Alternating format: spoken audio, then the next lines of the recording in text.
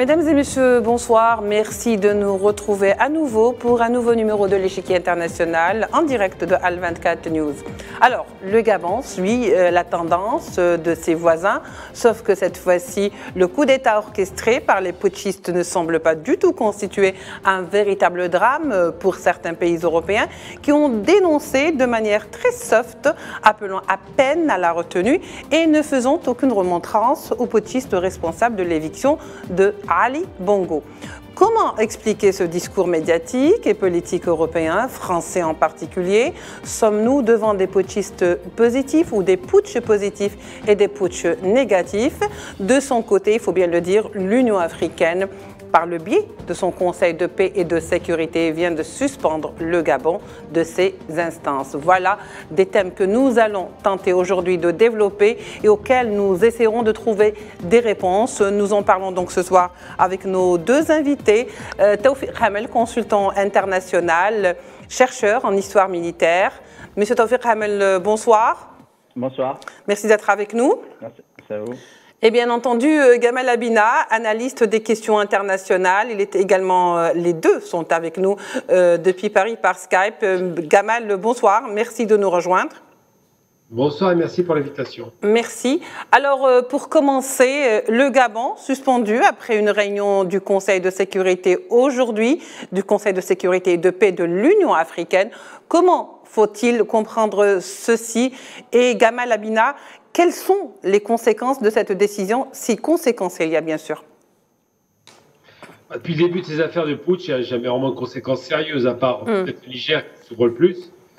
Sinon, concernant le Gabon, non, je n'ai pas le sentiment qu'il y ait de grosses conséquences. En réalité, c'est un pays qui est très riche, c'est un pays qui est considéré comme étant une sorte de petit émirat dans la région. Et c'est un pays qui pose problème dans la mesure où effectivement, Ali Bongo a fait des élections truquées, ça on l'a bien compris. Mais on se rend bien compte aussi que les putschistes, qui étaient d'ailleurs des anciens supports de son père, Omar Bongo, sont pas forcément mal vus par la France. Pourquoi? Parce que Ali Bongo, en dépit du fait qu'effectivement il n'a pas été vraiment élu, 64% c'est ce qu'il a annoncé en résultat, mais en réalité il n'y a pas d'observateurs internationaux, il a fermé complètement le pays, pas d'internet, bref, c'est vraiment une sorte d'élection confisquée, par deux fois d'ailleurs, en 2016 c'était déjà une élection qui était très discutée. Et bien Ali Bongo, il a quand même pris un positionnement qui a un peu gêné la France. Il a rejoint le Commonwealth par exemple, ce qui était problématique, il s'est rapproché de la Chine, s'est rapproché d'autres partenaires, donc c'est à la fois un président qui est mal élu, voire pas, qui a quasiment une élection qui était tronquée, et en même temps un président qui, s'il est renversé par des putschistes favorables peut-être à la France, on ne sait pas encore, va arranger les affaires de pas mal de monde. Et là, on se rend bien compte qu'il y a on voit deux jugements différents, c'est-à-dire qu'on voit bien qu'il y a deux standards. Il y a d'un côté les bons putschistes, vous l'avez dit dans votre introduction, et puis les mauvais putschistes. Le bon putschiste, c'est celui qui va prendre le pouvoir et qui va être adoubé par M. Macron, comme par exemple, on voit bien au Tchad, par exemple, avec le fils d'Idriss Déby, qui devient le président alors que rien ne l'autorisait. Et de l'autre côté, le Niger qui pose plus de problèmes parce que les intérêts directement français sont en danger et que les dirigeants nigériens, les nouveaux dirigeants, clairement se sont positionnés comme étant des anti-France-Afrique.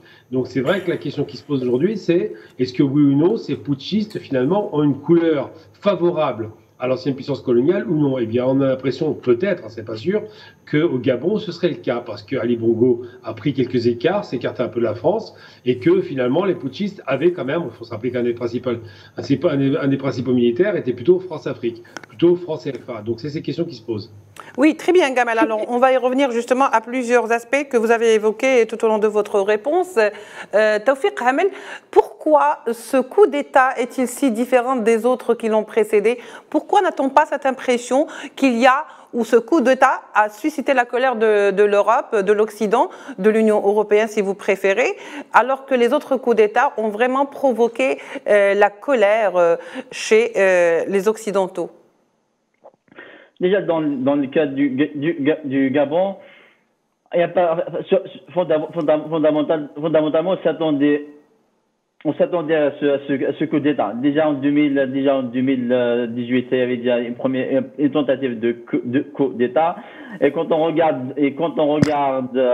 la gouvernance au sein du Gabon depuis 1967, vous avez la famille de Omar Bongo qui est au pouvoir.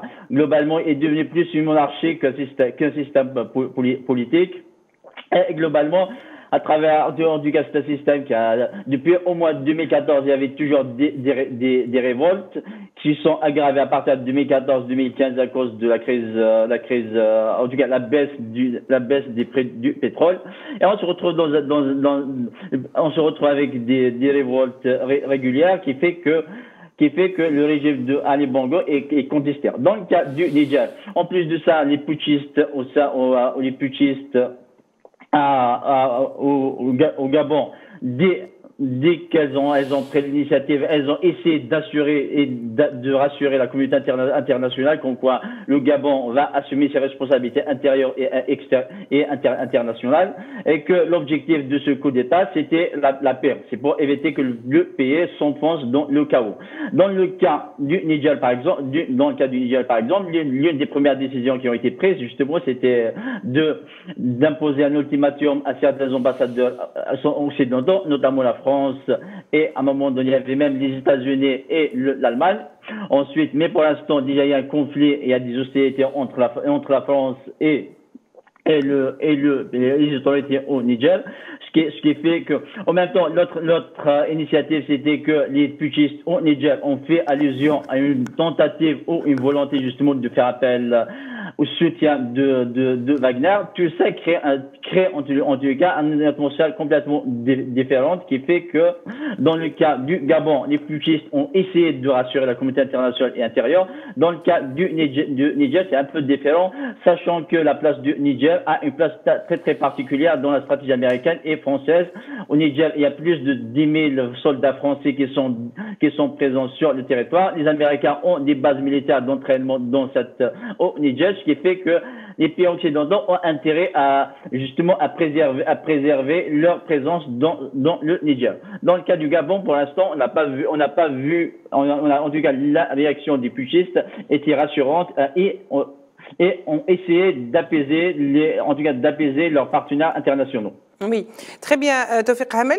On va d'abord voir quelle est justement la position de l'Union européenne avec donc le représentant de l'Union européenne en personne, Borrell, et nous revenons au débat. Los golpes de Estado militares, pues, no son la solución. Naturellement, les coups d'État militaires ne sont pas la solution, mais nous ne devons pas oublier qu'au Gabon, il y avait eu des élections pleines d'irrégularités. Et il existe aussi des coups d'État militaires et institutionnels pour lesquels les armes ne sont pas nécessaires. Mais si je triche aux élections pour arriver au pouvoir, c'est aussi une façon irrégulière d'arriver au pouvoir. Pues también eso es una manera irregular de llegar a ejercer el poder. Je ne sais pas comment il faut décrire un petit peu cette déclaration de Joseph Borrell, le chef de la diplomatie européenne Gamal Abina.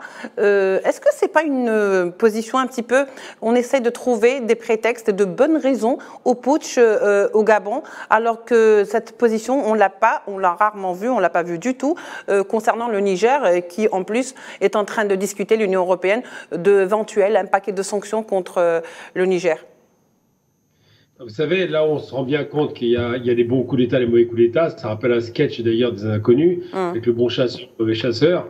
On a des gens qui prennent par la force le pouvoir. Alors, ce qui est intéressant, d'ailleurs, je tiens à attirer votre attention là-dessus, c'est que tous les coups d'État dans la région, pour le moment, sont pas craints par la population, mais sont portés littéralement par le peuple qui manifeste sa joie parce que tous les peuples ont le sentiment qu'il y a un vent de liberté qui se manifeste, un petit peu à l'image à l'époque de Sankara. Mais la problématique qui se pose, c'est qu'en Occident, on prétend que la liberté et la démocratie sont les choses importantes, et que là, il y a un coup de force, mais on dit oui, il y a eu un coup de force, mais c'est vrai qu'avant, il y avait d'autres coups de force, mais qui étaient politiques, donc on peut comprendre. Donc là, il y a une certaine mansuétude, j'ai envie de dire, une certaine bienveillance vis-à-vis de ce coup de force, alors que 10 jours auparavant, enfin 10-15 jours auparavant, au Niger, les conditions auraient pu être aussi jugées comme étant libératrices. Là, on considère que les élections étaient normales et qu'il aurait fallu que le pouvoir reste entre les mains de Bazoum. Donc c'est vrai que cette façon de voir, d'un côté, on sentait bien qu'il y avait effectivement une magouille au niveau de l'élection, mais de dire finalement c'est pas plus mal que ça, on va composer avec ces militaires alors qu'on refuse de le faire avec le Niger, bien le Gabon qui est quand même, il faut le rappeler, je le répète à nouveau, un petit émirat, c'est un pays très riche, 4e exportateur de pétrole, c'est un pays qui compte dans la région, c'est un pays qui a beaucoup de ressources. D'ailleurs on parle de la dynastie Bongo. On parle, oui, de dynastie, je dirais même plus que ça. On parle quasiment d'un système royal, père en fils. Enfin, c'est quand même une horreur. On a rétabli le principe de la succession par le sang. Et les deux pays d'ailleurs qui font cela, et c'est ça qui est assez surprenant, et finalement pas tant que cela, eh bien là chez Bongo, on l'a accepté. Et on l'a accepté aussi au Tchad. C'est pareil, père-fils. Donc c'est vrai que là, ça ne pose pas vraiment de problème. C'était le cas à peu près à un moment donné du côté du Zaïre, mais enfin l'ex-Zaïre, la République démocratique du Congo, lorsque le fils a succédé au père assassiné. Mais là, on se rend bien compte que dans certains cas, finalement, le système monarchique ne pose pas de problème, parce que c'est presque les monarchies très riches, avec un père qui donne le pouvoir à son fils. Et dans l'autre cas, ça pose problème. Je prends l'exemple évident de la Libye qui a été détruite alors que Kadhafi s'apprêtait à donner le pouvoir à son fils. Donc c'est un peu la succession par le sang. Ça pose problème en Syrie, par exemple, entre Assad et son fils. Mais ça ne pose pas de problème quand c'est des militaires favorables à la France. Donc c'est vrai que cette façon de présenter les choses de la part de Borrell, et d'ailleurs des instances européennes, qui sont très mesurées, qui n'ont pas vraiment de colère, ou qui ne sont pas vraiment outrées par ce qui s'est passé, donne le sentiment qu'on a un jugement de valeur qui est emporté clairement par l'odeur de pétrole. Si on est gentil avec ces nouveaux putschistes, ils ne vont pas rompre leur contrat avec nous et resteront avec nous. C'est ça qu'on a comme sentiment. Ils montrent qu'effectivement Bongo c'est fini, qu'on va se préparer à un nouveau pouvoir qui ne sera pas nécessairement civil, mais on peut composer avec.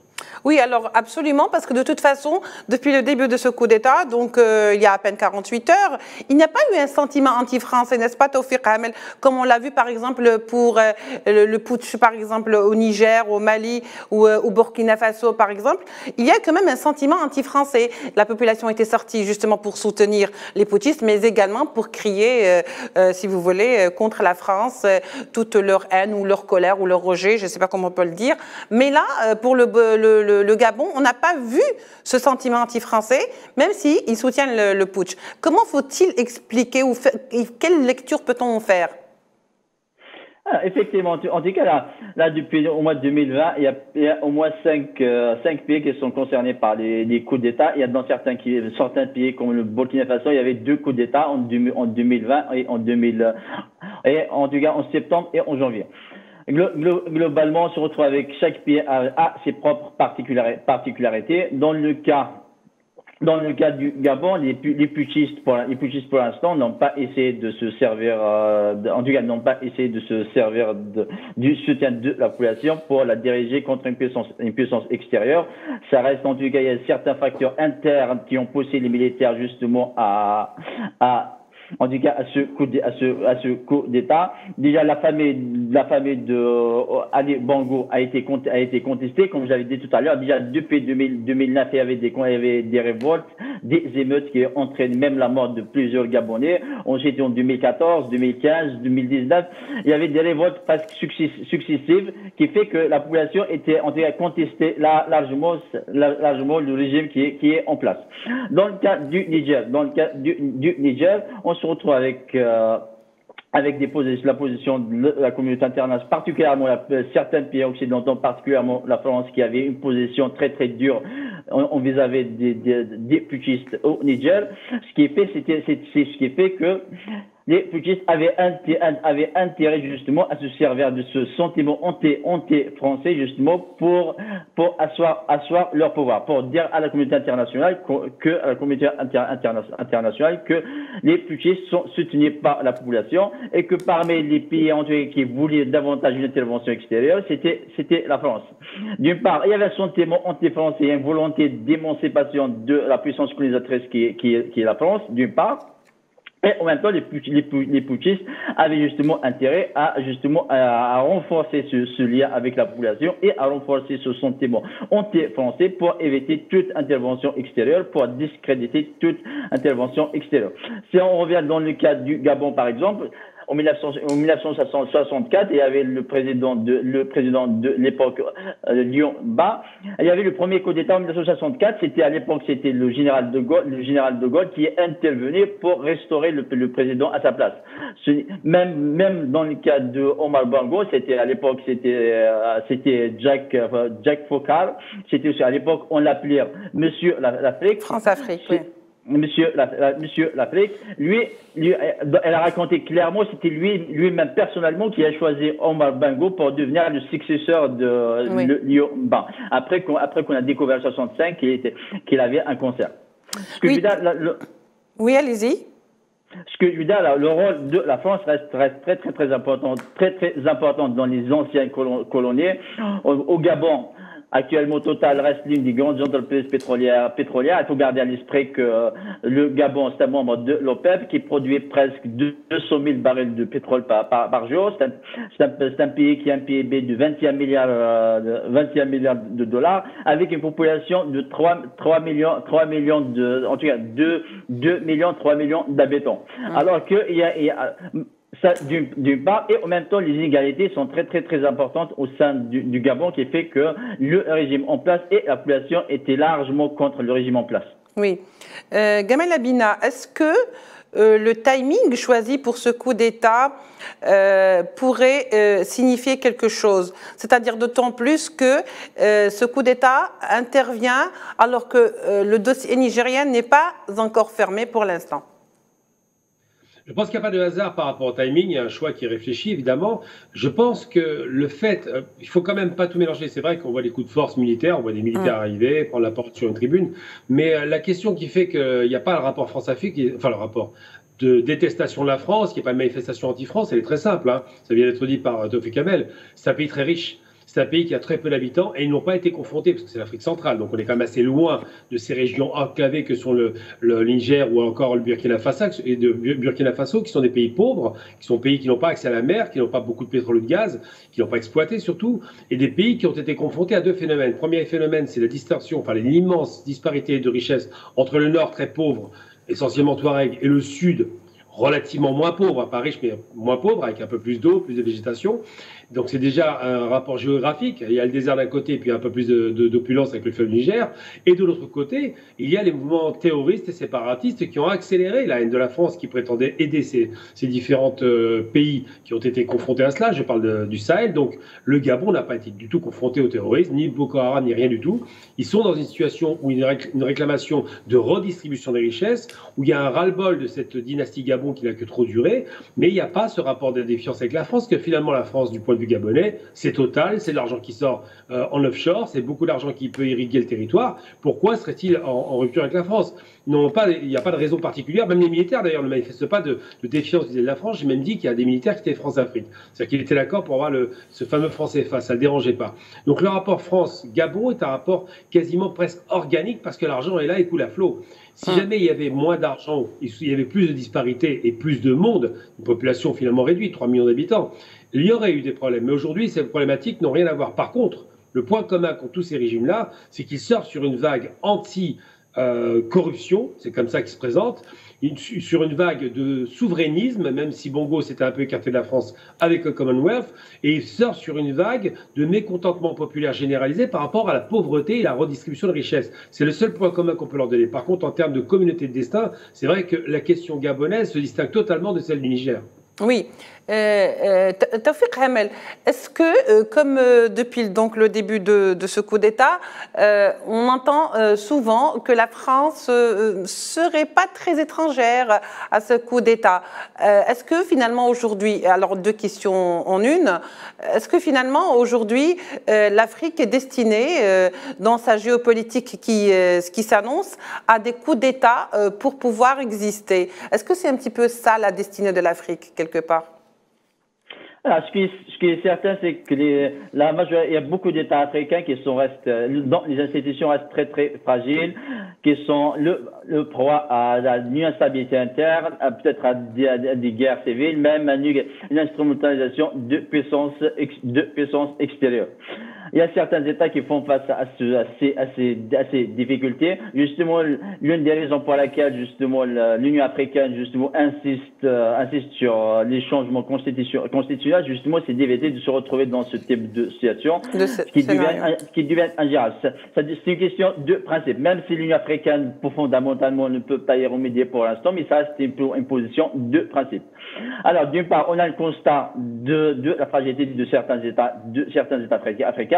Toutefois, que faire pour l'instant? Il y a de fortes possibilités que d'autres États africains peuvent peuvent faire face à la même situation.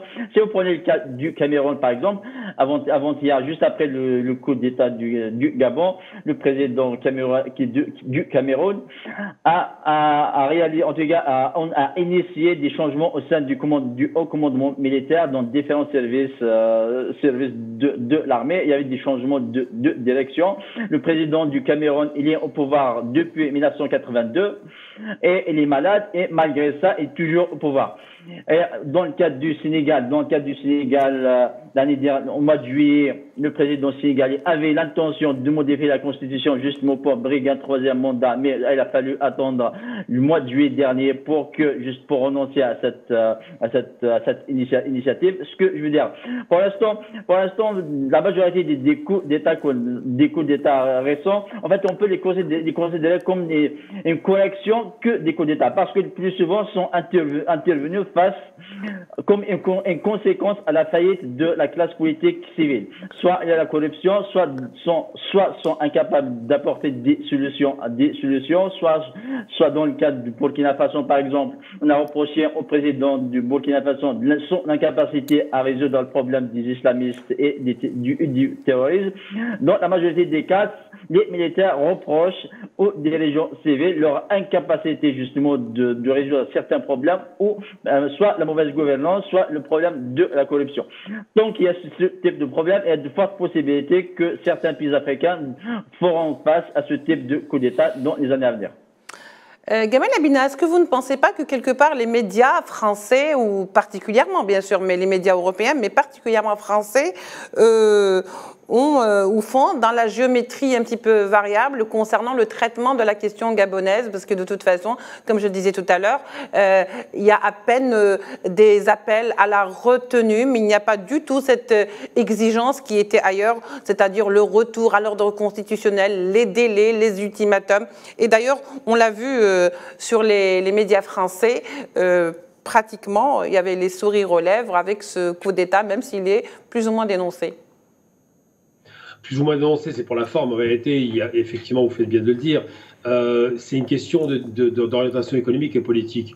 On est très satisfait de voir un pouvoir qui ne remet pas en question l'ordre établi, à savoir la répartition des richesses, de l'exploitation du pétrole, par exemple, ou du bois. Ces questions-là sont posées avec acuité, mais c'est vrai qu'il faut être bien le rappeler. Après, concernant les coups d'État, comme vous dites, la perception qu'ont les Français est une perception à géométrie variable. Je prends l'exemple, par exemple, de l'Égypte. Il y a eu un coup de force, mais ça n'a pas été dénoncé grandement quand on a dénoncé Morsi. Ça ne les a pas dérangés, parce que Morsi, c'est les islamistes, donc c'est les méchants, il faut s'en débarrasser. Il y a eu un coup légitime, enfin un coup de force, même, j'ai presque envie de dire presque en Palestine, où il n'y a toujours pas d'élection, ça ne dérange personne. Ce n'est pas problématique, puisque finalement, ça ne rapporte rien à la Palestine. Là, quand c'est des pays comme ça, où il y a du pétrole, du gaz, par exemple, ou d'autres ressources minières, eh bien, si les pouvoirs en place disent, nous récupérons j'allais dire, nos richesses, ça devient souverain, parce que c'est les coups de force souverains, c'est le souverainisme qui intervient.